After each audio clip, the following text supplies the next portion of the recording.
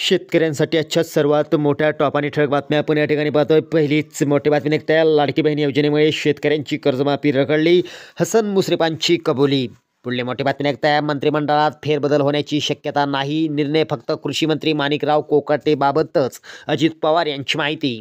पुढली मोठी बातमी निघते आहे, शेतकऱ्यांसमोर दुहेरी संकट, ॲग्रिस्टेक सोबतच इमा कंपनीचे पोर्टल बंद, इमा भरण्यासाठी मुदतवाढ देण्याची शेतकऱ्यांची मागणी।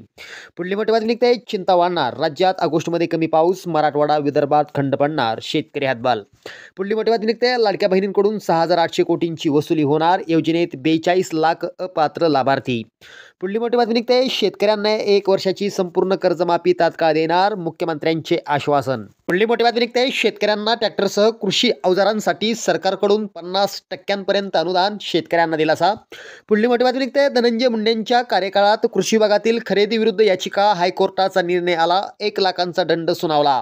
पुढली मोठी बातमी निघते आहे, परभणी लातूरसह मराठवाड्यात पावसाचं पुन्हा आगमन, दमदार पावसाच्या सरीनं बळीराजा सुकावला। पुढली मोठी बातमी निघते आहे, अवकाळीच्या नुकसानीपोटी 337 कोटींची भरपाई, मकरंद पाटील यांची माहिती, तर राज्यातील 4 लाख शेतकऱ्यांना लाभ। पुढली मोठी बातमी निघते आहे, आता शेतकरी विद्वान महिलांसाठी रामटेक ते नागपूर सिंदूर यात्रा, बच्चू कडूंची घोषणा।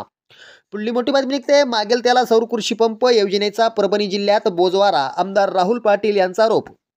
पुढली मोठी बातमी निघते आहे, पोखराच्या धर्तीवर राज्यात कृषी समृद्धी, कृषी पायाभूत विकासासाठी होणार मोठी आर्थिक गुंतवणूक, शेतकऱ्यांना दिलासा।